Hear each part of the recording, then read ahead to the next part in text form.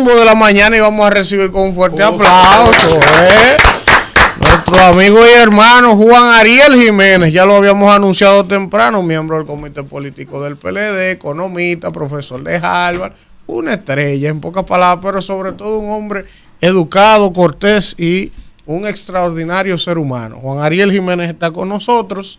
Vamos a hablar de muchas cosas interesantes en la mañana de hoy. Primera vez en cabina, porque lo habíamos entrevistado muchas veces por Zoom o por teléfono, así que se está entrenando el hombre. Bienvenido, hermano. Buenos días. A la descripción que acabas de hacer yo le añadiría, y amigo de ustedes. Claro, eso claro. Es importante. Eso es así. Gracias, hermano, vamos a iniciar hablando de muchas cosas importantes, temas económicos, macroeconómicos, temas que son vitales para el desenvolvimiento del país, y es tu área de expertise o una de ellas. Yo he criticado, Juan Ariel, aquí el tema del manejo de la política monetaria, que ha estado tan en el tapete en los últimos meses, porque el Banco Central, evidentemente, tratando de contener una inflación, pues decidió subir tasas de interés, contrañir un poco la economía, buscando, ¿verdad? Eso era lo lógico, lo que está haciendo la Reserva Federal de Estados Unidos, el Banco Central Europeo. Sin embargo, hace alrededor de un mes, yo veo que el Banco Central hace un cambio de dirección y decide dejar de lado lo que está haciendo la Reserva Federal, lo que está haciendo el Banco Europeo, y empieza a bajar tasas y a inyectar dinero a la economía. Yo, sin ser economista, te acuerdas que te escribí, digo, pero Juan, aquí hay algo raro, porque que de repente nosotros no podemos ser de que lo más independiente, lo más soberano y la economía más sólida del planeta para hacer cosas contrarias a lo que manda la lógica. Entonces, analizar esa decisión, qué está pasando, es correcto el manejo monetario que se le está dando a la economía del país y cómo va el tema y tu perspectiva de la economía del país. Vamos primero a iniciar analizando la enfermedad a la cual el Banco Central estaba respondiendo con la política monetaria. En República Dominicana, todos nosotros sabemos, y todas las personas que nos están escuchando y viendo saben, que los precios estaban descontrolados. Aquí todos los días subían los alimentos, todos los días subían las bebidas. Cuando había que inscribir a los muchachos en el colegio no se daba cuenta de una reinscripción carísima. Entonces nosotros teníamos un grave problema de precios. A eso los economistas le llamamos inflación. Una inflación tan fuerte que llegamos a ser de los países con mayor inflación de América Latina. Algo nunca antes visto, salvo en la crisis 2002-2003, cuando hubo la caída de Baninter y el manejo económico hizo que entráramos en crisis. El Banco Central, viendo esa situación, es normal que responda aumentando las tasas de interés. Y eso llevó a que el Banco Central hiciera el mayor aumento de tasas de interés que se había visto en los últimos 15 años. Obviamente, en economía toda medicina tiene efectos secundarios. Y la discusión muchas veces entre los economistas es cuál es la dosis correcta de esa medicina. Mira, le vamos a dar 100 miligramos o 150 miligramos de aumento de tasa, o de aumento de impuestos, o de aumento del gasto público. Entonces, el Banco Central aumentó la tasa más que la mayoría de sus pares en América Latina. Yo siempre hago la comparación que en Honduras no se aumentó la tasa de interés y tenía inflación más baja que República Dominicana. Pero cada médico tiene su librito, eso es normal. Ahora, el Banco Central estaba respondiendo a una inflación que en parte no tenía un origen económico, sino una mala política agropecuaria y energética. Porque lo que más estaba disparando eran los precios de los alimentos, porque el gobierno, privilegiando las importaciones, estaba destruyendo el aparato productivo nacional, quitándole los equipos a las asociaciones de campesinos que se beneficiaron en las visitas sorpresa, y en economía, cuando se reduce la oferta, aumentan los precios. Por esa razón, el Banco Central dice, si estoy solo en el combate de la inflación, tengo que sobrereaccionar. Y el banco sobrereaccionó. La consecuencia de eso, ya la inflación está controlada. O sea, ya entró en el rango meta. Ya el Banco Central se siente cómodo con los niveles de inflación, no nivel de precios, que eso es bueno diferenciarlo. No es que el Banco Central dice los precios están bien. No, el Banco Central dice yo sé que los precios están subiendo, pero ya no suben tan rápido. Ahora, la consecuencia fue un desplome de la actividad económica. Porque cualquier microempresario, cualquier comerciante que tenía que tomar un préstamo, tenía unas tasas ahí arriba. Porque las personas que quizás, esa pareja joven que quería comprar su primera vivienda, que quería comprar un vehículo, cuando iba a los bancos, decía, no, pero mira, con esa cuota del préstamo yo no puedo. Y eso desplomó la economía al punto de que la República Dominicana tuvo un crecimiento de 1.2% en el primer semestre del año, el menor de Centroamérica. Nunca se había visto que República Dominicana fuera el menor crecimiento de Centroamérica y uno de los más bajos en América Latina. Insisto, la última vez que eso se vio fue obviamente un escenario de crisis, 2002-2003. El Banco Central, viendo esa situación, dice, mira, tengo la actividad económica en el suelo, la economía está paralizada y ya tengo la inflación controlada, déjame empezar a bajar las tasas de interés para reactivar la economía. Sobre todo para que el 2024 venga como con más ánimo. ¿Qué va a pasar en el 2024? Ya ustedes me dirán. Ahora, esa medicina también tiene su efecto secundario. ¿Por qué? Porque cuando el Banco Central Dominicano baja las tasas de interés, mientras que en Estados Unidos, en Europa, en Inglaterra, en Suiza están aumentando las tasas, se va reduciendo lo que en economía le decimos el diferencial de tasa de interés. Y eso produce devaluación. Eso explica por qué el dólar está subiendo en estos días. Es lo natural. Todo economista sabe que eso va a pasar. Es la consecuencia, o digamos, el efecto secundario de esta baja de tasas. Juan Ariel, en días pasados, el senador Iván Silva hacía una denuncia. Decía algo como que era ilegal, inconstitucional, que el gobierno junto con los bancos le prestaron unos 25 mil millones de pesos, pero después salió a la luz que era un adelanto de impuestos sobre la renta, algo que se ha hecho anteriormente, algo que no es nuevo, ¿verdad? Eso. Y que es falso, que se ha hecho anteriormente, pero ya hablaremos de eso. Bueno, por ahí va mi pregunta. Entonces, yo quiero que tú nos aclares aquí. ¿Por qué el gobierno toma 25 mil millones de pesos de adelanto de impuestos sobre la renta cuando ha tomado 27 mil millones de dólares en préstamos? Y que nos han dicho que tienen la reserva más. Exacto. Entonces, si hay dinero, porque no está mal que se tome ese dinero, si no hay, ¿para qué se tomó? O sea, ¿cuál es la situación? ¿Qué pasa con esos 27 mil millones de dólares que se han tomado prestados ya? ¿Y por qué estamos tomando la 25? Los 12 mil de 36 mil. Hay demasiado dinero. Vamos. Si estuviéramos en Twitter, yo estuviera dando retweet. Porque yo tengo la misma pregunta. A ver. Pero como economista. Es que no tiene lógica económica. Es que yo quiero que alguien me explique desde otro punto de vista. Porque en economía no se justifica. ¿Qué ha pasado? Este gobierno se ha endeudado mucho. Muchísimo. De hecho, en estos casi 3 años de gobierno de Luis Abinader se ha tomado ya más endeudamiento que todos los periodos anteriores. O sea, en 3 años se ha tomado más que 8 años de Danilo Medina. En 3 años de Luis Abinader se ha tomado más préstamos que 8 años de Lionel. En 3 años de Luis Abinader se ha tomado más préstamos que los 10 años de Balaguer y los 12 años de Balaguer. Entonces, ha sido el campeón en préstamos. Lo cual no necesariamente es malo. En economía siempre decimos, ¿para qué? El gran problema ha sido que el gobierno se ha endeudado mucho, más de 25 mil millones de dólares, aumento neto de la deuda del sector público consolidado, pero no está invirtiendo. Normalmente uno, como en cualquier empresa, uno toma un préstamo para hacer otra fábrica, para cambiar maquinaria, para hacer un edificio, para invertir. Yo quiero que ustedes sepan que esta es la primera vez, desde que se tienen estadísticas fiscales, que tenemos desde el año más o menos 1970, que se está tomando préstamos para pago de gasto corriente. Primera vez en la historia consecutivo. Para que la gente entienda, gasto corriente, pago de nómina. Pago de nómina, las ayudas sociales, pago de publicidad, y no se está invirtiendo. Como se endeuda tanto y no está invirtiendo, acumula ese dinero, tanto en el Banco Central, pero sobre todo en el Banco de Reservas, y eso hace que el gobierno a finales de junio haya tenido una disponibilidad en los bancos de 270 mil millones de pesos. O sea, dinero hay de sobra. Choca que en medio de esa abundancia de recursos que la tiene, decida negociar con la banca un adelanto de impuestos. Yo quisiera decir varias cosas. Todo adelanto de impuestos es deuda, eso no se discute. Al Ministerio de Hacienda que me disculpe, pero ellos no van a reescribir ni los libros de economía ni los libros de contabilidad por un afán político.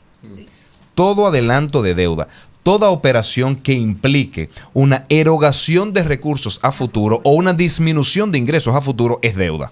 Insisto, en contabilidad y en economía. ¿Por qué lo hacen? Pero es una deuda complicada porque no es una deuda transparente. En el sentido, no es fraudulenta, ¿eh? Dijo un senador que eso debió ir al Congreso. Debió. Pero vamos para allá. Dionis Sánchez. Yo quiero aclarar, y lo dije en mis redes, no lo veo fraudulento. A mí me gusta usar el adjetivo correcto. Ahora, ¿cuál es el problema de que no es transparente? Cuando uno emite una deuda, cuando se emite un bono, por ejemplo, el gobierno va y dice en los mercados internacionales, necesito 2.000 millones de dólares. ¿A cuánto ustedes me lo prestan? Y cada inversionista dice, yo lo presto al 6, yo lo presto al 5, yo al 4, y se elige el de menor tasa. Eso no pasa cuando se hace una negociación con la banca. Ahí se acuerda una tasa que no necesariamente es mala y no necesariamente es buena.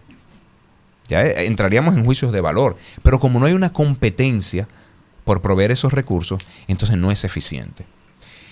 Tiene que ir al Congreso, por supuesto, porque constitucionalmente la afectación de las rentas nacionales es materia del Congreso. Correcto. Sobre todo si es a futuro. Correcto. Ustedes saben que así como el Congreso tiene que aprobar los préstamos. ¿Por qué? Porque ¿qué dice el Congreso? Mira, tú vas a conseguir dinero ahora, pero yo voy a afectar a los próximos gobiernos. Entonces, como poder legislativo, te tengo que dar ese permiso. Y eso no está. Entonces, yo estoy de acuerdo con la denuncia del senador Iván Silva de que debió ir al Congreso, de que no es necesario. No estoy de acuerdo con la parte de su denuncia donde dice que es un esquema fraudulento. Yo creo que es un esquema ineficiente. Ante esta situación, el Ministerio de Hacienda responde que se ha hecho antes. Porque ustedes saben que ahora la respuesta de este gobierno para todo es se ha hecho antes. Aún para lo que criticaba en el pasado. Y a veces yo digo, pues entonces no eran convicciones, era envidia. ustedes criticaban no por principio, sino porque era lo que querían hacerlo. Qué barbaridad. Entonces, cuando dice se hizo en el 2020, eso es verdad. En el 2020, por fruto de la crisis del COVID. En el 2013, no. Ya ahí están mintiendo. Porque en el 2013 lo que hubo fue un impuesto de activo neto de la banca que ya estaba aprobado, pero se iba a derogar. Entonces, ahí se negoció, mira, ese impuesto que tú me tienes que pagar, que hoy ahora mismo está en mi ley, pero que tú sabes que te voy a quitar, entonces dámelo este año. Entonces, es efecto de eso y no como está ocurriendo en la actualidad. Juan Ariel, primero agradecerte, ¿verdad?, que estés aquí con nosotros, es un privilegio para nosotros. Mira, Juan Ariel, cuando Truman era vicepresidente de Roosevelt, increíblemente no sabía del proyecto Manhattan hasta que no se convirtió en presidente. República Dominicana rompió ese récord del secreto mejor guardado, porque todavía al día de hoy nadie sabe qué pasó con los 60.000 millones aquellos del encaje legal. Se erogaron tantos millones de ese encaje legal que tú que eres economista no sabes. No sabes. 94.000 y 25.000 más después, papá. No, yo hablo de los 60 aquellos que generaron 60. El escándalo, porque los otros más o menos circularon. Es maniqueísmo, Usted consiguió cuarto el otro. Yo lo que conseguí yo. Hablo de los 60. Alfredo, vamos. Hablo de los 60, Juan Ariel. Tú que manejas números más que uno, a ver si por casualidad, ¿dónde diablos fueron a aparecer esos 60.000 millones? Porque todavía no sabemos el día de hoy. El Banco Central emitió un comunicado explicando a qué sectores fueron. Yo quiero decirle algo con el Banco Central. Yo creo sus números a veces no son narrativos. El número que da el Banco Central yo lo creo. Yo no soy como el equipo económico de Luis Abinader, ni como el Luis Abinader, el presidente Luis Abinader, que antes criticaba los números del Banco Central y hoy los celebra. No, yo no. Yo no caigo en esa incoherencia, ni en ese tipo de hacer oposición.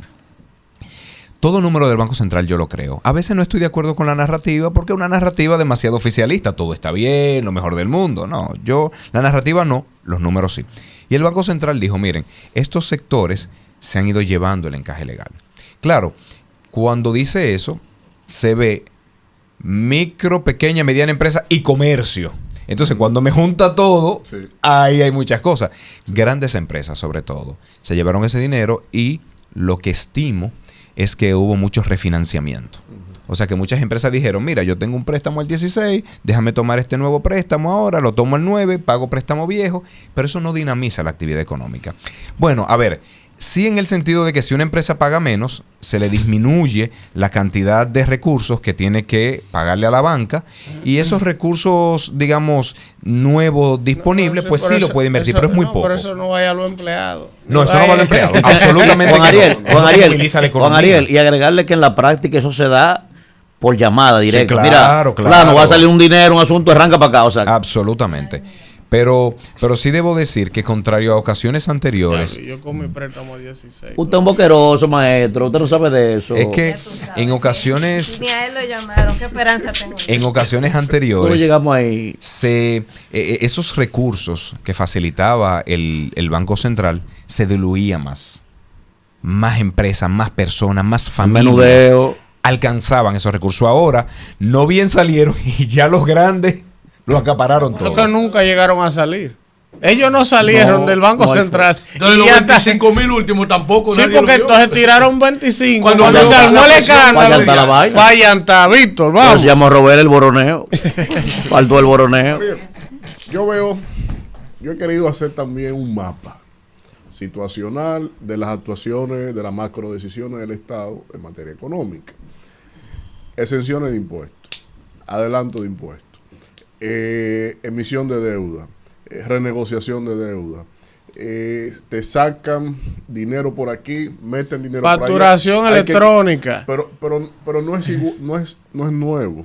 Cuando había que recoger circulantes, sacaron 80,000 millones. Por otro lado, la variación de la tasa del dólar, ya había otro grueso dinero circulando. Entonces, ¿cómo podemos crear un nivel de confianza en las actuales autoridades en un momento donde se está jugando la faja de la confianza de la autoridad económica, sobre todo por la naturaleza de nuestra deuda externa? Nuestra deuda está sustentada esencialmente en mercados de valores. No es deuda multilateral, está acreditada a organismos crediticios que disciplinan la ejecución del préstamo por parte del Estado. ¿Cómo evaluar el factor confianza en estas autoridades de cara a los indicadores de riesgo del país? República Dominicana tiene una gran ventaja, y es que somos la joya de la corona en América Latina. Y lo digo porque muchas veces nos quejamos y los políticos nos las pasamos discutiendo, pero eso es mínimo en comparación con lo que está ocurriendo en otros países de la región. Entonces, cuando los inversionistas internacionales ven a República Dominicana, pueden tenerle sus críticas, pero dicen, pero está mucho mejor que Colombia, que Chile, que Perú, que México, y por ahí se ve el asunto. Entonces, digamos que en comparación con el desastre que está ocurriendo en otros países de la región e incluso de Europa, porque lo de Inglaterra no tuvo madre con Liz Truss, República Dominicana hace las cosas medianamente bien. Estas autoridades, yo les tengo muchas críticas a su política económica, el sobreendeudamiento, el bajo inversión en capital, pero no están cometiendo grandes errores. O sea, está siendo ineficiente. Uno dice, lo que ustedes critican, ¿para qué tomarle a la banca si ya tienen demasiado dinero? ¿Para qué se endeudan? Pero uno no ve el tipo de decisión económica que sabemos manda a las economías al caos, hace que se derrumben. Y debo también admitir, porque me gusta hacer una oposición equilibrada, de que este gobierno le ha ido bastante bien con los agentes internacionales, han ido elevando el perfil de la deuda, se ha ido reduciendo el diferencial, eso se llama el spread de riesgo país. Entonces, digamos que al menos a los ojos de los inversionistas, República Dominicana la cosa está más o menos bien y mucho mejor que en otros países. Claro está, eso es a los ojos de los inversionistas internacionales, que lo que dicen es, ¿habrá o no habrá dinero para pagarme? Correcto. Otra cosa es la familia dominicana. Ese es otro tipo de análisis. Una familia que ahora mismo no está encontrando empleos. República Dominicana es el único país de América Latina que, según la Organización Internacional del Trabajo, todavía estaba con menos empleos privados formales que en el 2019. Único país de América Latina, ¿eh? República Dominicana, como todos sabemos... Crecimiento por debajo del 4 no da empleo de calidad. Y el crecimiento de 1.2 es que de verdad yo tenía mucho tiempo que no veía esos niveles tan bajos de crecimiento fuera de crisis. Entonces digamos que la familia sí está viviendo falta de oportunidades, bajos salarios, altos precios. Es el drama familiar de cada uno de nosotros y de cada oyente que nos escucha. Pero a los ojos de los inversionistas internacionales, ellos dicen, mientras el gobierno tenga tanto dinero en la banca, habrá dinero para pagar. Vamos, Kimberly. Juan Ariel, para nosotros es una gran alegría que tú estés aquí con nosotros, un académico y un investigador de tu talla, pues obviamente representas al país en tu carrera y en el desenvolvimiento de la misma. Tú fuiste ministro de Economía, Planificación y Desarrollo, ¿verdad? Absolutamente. 1 año y 15 días. O sea, que tú tienes experiencia de Estado. Porque desde la oposición se hacen los gobiernos perfectos, pero cuando ya uno ha tenido experiencia de Estado, pues ya uno sabe los retos que se enfrentan desde allí. Dijiste que el gobierno ha hecho pocas inversiones, que ha tomado préstamos para hacer pocas inversiones, pero nosotros que nos hemos desempeñado siempre trabajando con la gente y de la mano con los problemas principales de la gente, y no de cualquier gente, sino de la gente que vive en mayores condiciones de vulnerabilidad, como son los territorios que se encuentran apostados en las fronteras de la provincia de Santo Domingo, por ejemplo. Y sí, nosotros te podemos decir que hemos visto un aumento en todos los subsidios del gobierno. Eso es importante porque el otro día estaba Gloria Reyes aquí, directora de Supérate, y ella explicó que eso impide que esos ciudadanos que acabamos de salir de una pandemia y tal, no caigan en situaciones de pobreza. Y como esos programas ya se han orientado a que sean un instrumento combinado con otros para salir de la pobreza. Vamos. También se ha hecho una gran inversión, yo tengo que aclarar esto porque es verdad, se ha hecho una gran inversión en donde vive la gente, en la parte de la municipalidad, que durante muchos años había sido abandonada. Este gobierno ha tenido una línea muy específica de contribuir en el desarrollo de las ciudades locales. También en temas como de cañada, o sea, ahorita viene Fellito para acá y nosotros hemos estado viendo los números y lo hemos dicho varias veces, que se han hecho casi 43 kilómetros de cañada, lo que es más que lo que se había hecho en los últimos 20 años del país. En el sector turístico, o sea, nosotros no podemos ni describir la gran cantidad de inversiones que se ha hecho. Además, la seguridad jurídica del país para aclimatar, para acondicionar el clima de negocios y que vengan inversión extranjera también ha aumentado. Con todo esto, yo quiero decirte, Juan Ariel, que de verdad me gustaría saber cuáles serían las propuestas que tiene la oposición, en este caso el PLD, ¿verdad? Desde tu punto de vista, no está hablando cualquier persona, está hablando un exministro y está hablando una autoridad, si se quiere decir, en materia de economía, en un próximo gobierno que ya no haya hecho antes y que pueda de verdad generar algún cambio que no haya intentado este gobierno. No me gusta la palabra cambio, uso transformación. Sí. No te puede gustar y yo entiendo por qué, pero agradezco, Kimberly, tu pregunta porque me permite aclarar una diferencia radical que hay con este gobierno del PRM. Sí. Cuando en economía decimos que la inversión está en niveles mínimos históricos, lo decimos porque cuando uno ve el gasto de capital como porcentaje del PIB, que ha rondado el 1.2, 1.4%, eso es lo menor que se ha visto.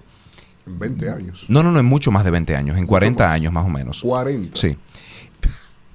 Cuando los organismos multilaterales analizan las economías latinoamericanas, recomiendan, se debe invertir como porcentaje del PIB al menos 5%. Correcto. Hemos estado lejos de ahí, ¿eh? Aún en los gobiernos del PLD, la inversión como porcentaje del PIB fluctuaba entre el 2 y el 3% del PIB. Este gobierno lo tiene en 1.2%. ¿Y por qué? Porque tiene una visión muy extraña del desarrollo económico. Dices correctamente que se ha enfatizado en dar las ayudas sociales.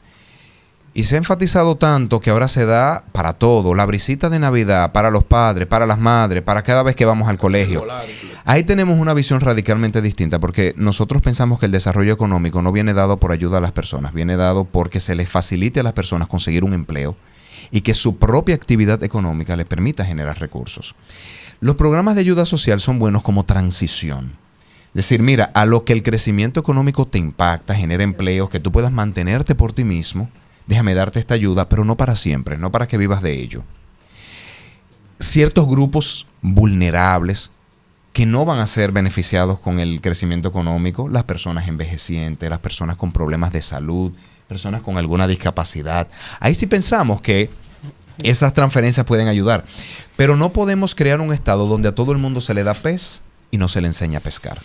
Entonces, en el PLD creemos que mucho más importante es reducir la pobreza rural, invirtiendo en infraestructura rural, para que esas personas puedan desarrollarse como productores agropecuarios y no dependan de la ayuda del gobierno. Nosotros pensamos que cuando se hacen grandes inversiones, por ejemplo en el puerto de Manzanillo, por ejemplo en las grandes carreteras, eso permite que se desarrollen empresas en esas localidades para que las personas puedan, por su propia actividad económica, generar esos recursos y salir de la pobreza. Entonces, este gobierno, que ha llevado a niveles mínimos históricos la inversión, está sacrificando el emprendimiento, la creación de empleos, mientras que está creando un estado de dependencia, por cierto, con muchos cuestionamientos. Porque ustedes saben que las mismas autoridades de Supérate han admitido que ha tenido problemas. Lo único que dicen que fueron 3 colmaderos. Pero ellos han admitido que hay problemas. Entonces, nosotros, insisto, pensamos que a través de la inversión pública, a través de construir calles, carreteras, presas, caminos vecinales, electrificación rural, eso hace que en cada localidad del país se pueda generar empleo y esa sea la clave de la reducción de la pobreza. Alfredo, Atiende ¿Qué ahí. es lo que está haciendo Atiende ahí. Luis Abinader? Oye, Sí, lo que está sí, haciendo Luis Abinader. claro, sí. Aguántate ahí ahora. Aguanta, que falta poco, aguanta. 250 mil millones de pesos es la cifra en estos últimos 3 años que arribará en este tercero a administrar el 4% de la educación. En el gobierno pasado representaba 40 mil millones de dólares. construcciones de aulas. Tú sabes la dinámica que es eso para la economía, en la ferretería, con todo, y la mano de obra y todo eso. Sucedía lo propio también con los alimentos, la dinámica que generaba eso, de la agricultura, así como también de los almacenes, más los empleados que generaba eso. Todo eso se ha eliminado. Es decir, lo que pasaba también en la misma industria, con todo lo que había que suplir, con toda esa dinámica de esos 250 mil, pero también el sistema energético del país, que erogaba 500 millones de subsidios, ahora hay que drenar de las finanzas públicas 1.800 millones.